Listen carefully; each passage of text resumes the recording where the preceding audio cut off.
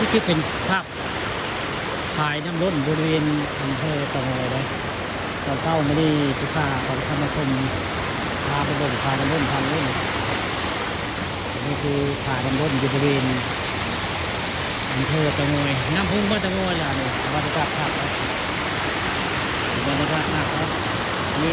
น้ำตกน้ำโตนนั่นอยู่บริเวณน้ำพุ่งมาตะโงยอำเภอตะโงยน้ำไหลไวครับนี่คือน้ำตกน้ำโตนอยู่บริเวณน้ำพุ่งมาตะโงยอำเภอตะโงยบรรยากาศภาพคุณน้องตอนเช้าไม่ได้มาบริเวณสายน้ำล้นบ้านตะโงยกันในย่าง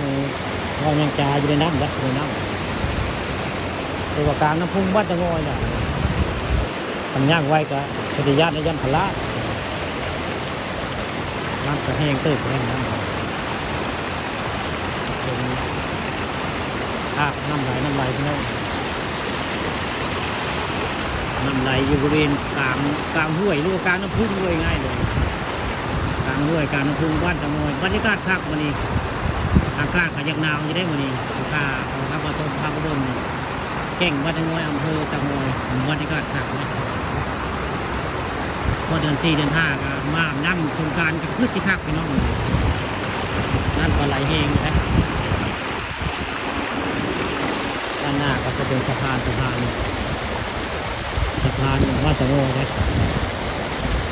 บนสะพานมันเอาขับหน้าได้นะได้ลงไปตรงนี้ทางนู้นได้สะพานได้เลยนี่อย่างเราสะพานวัดตะโงยอำเภอตะโงยที่เราได้เราหลายคนได้ของได้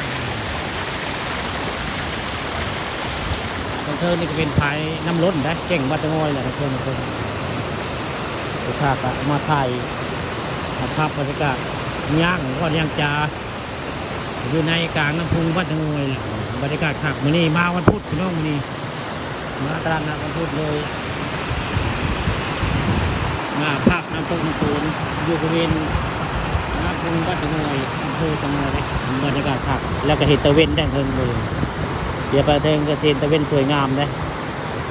บรรยากาศขับเลยน้ำก็ไหลแห้งก็เป็นน้ำ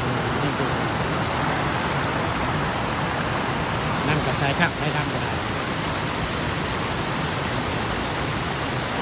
นั่นคือเป็นภาพบรรยากาศอยู่ในน้ำพุงวัดตะโงยอำเภอตะโงยนะ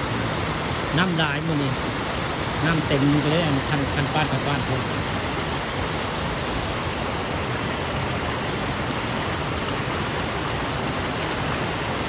น้ำก็